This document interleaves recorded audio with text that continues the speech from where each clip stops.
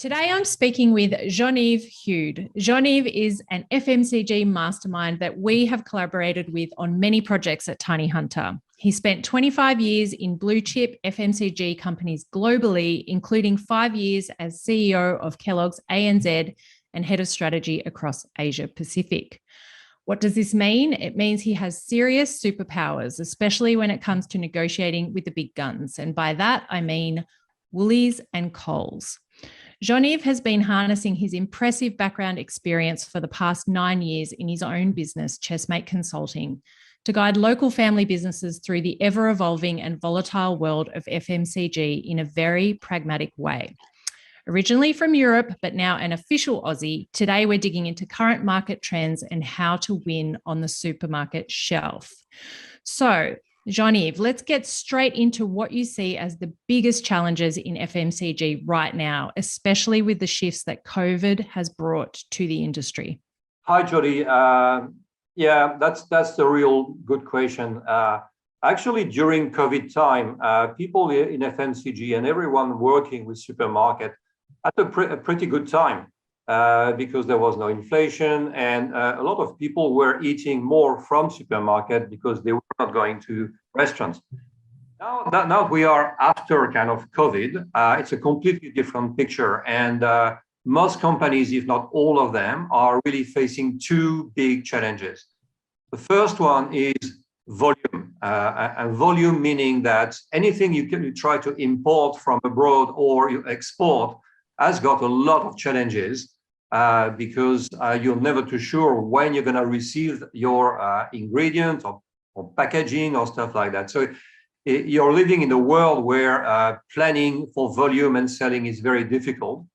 And at the same time, we're also facing probably one of the most incredible and unprecedented inflation.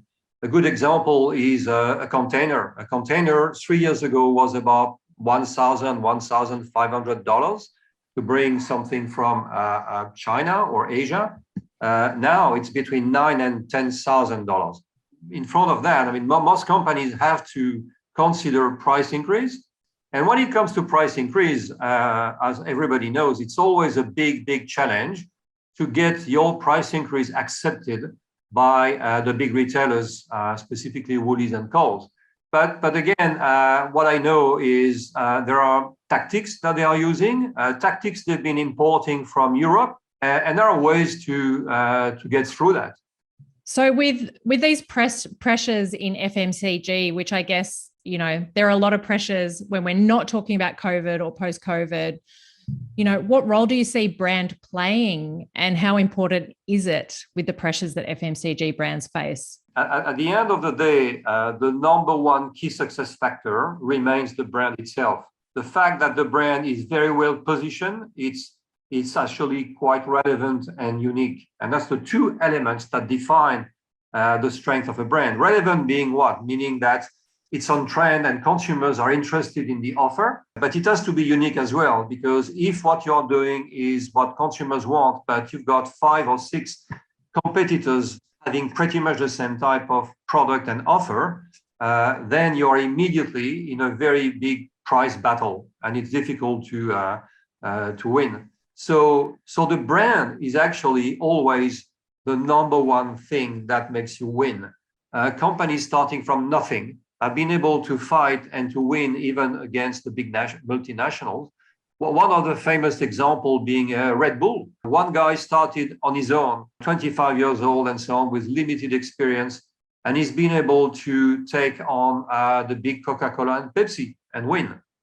So the brand is the answer. It's great to hear that example of Red Bull, you know, who we now see as such a huge brand, but, you know, it really shows that idea in terms of SMEs, I guess. You know, is it possible for them to look out there and see the big guys and then create their brand or evolve their brand so that it can help them win when it's such a tough and shifting environment?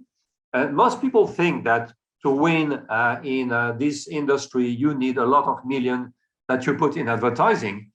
It's actually not true, because if you have a big company and a big brand, but this brand is not well defined and well positioned, you can put millions on the table. It is not going to move the needle. But if you have the right positioning and you invest with what I call a concept that I've been working with, is the profitable marketing, meaning that marketing is not about spending money and throwing money out of the window. It's about putting the money at the right place and progressively as you grow. And there are absolutely ways to do it. And we see that in the market, and it works. So yes, absolutely, SMEs can work and can win, even though they are facing big competitors sometimes, and also big retailers. Brilliant. Well, that is good news for the SMEs out there. So, to close off, I'd really love if you could give one piece of advice. So if there's FMCG brands out there that are struggling, they're doing it tough, if you could give them one piece of advice, what would it be? A lot of people tend to go immediately to price promotion, because price promotion is a way to get volume.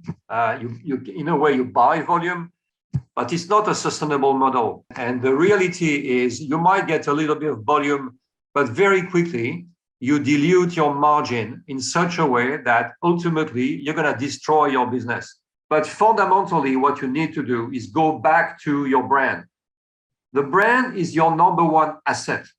So what you need to do is to make sure this brand is still very relevant and unique today. So really, the number one thing to do is to reassess your brand. And to do that, it's absolutely essential to talk to consumers. Quite often, I see people talking to themselves. They do internal meetings, and they think that they're going to find what consumers think. You don't.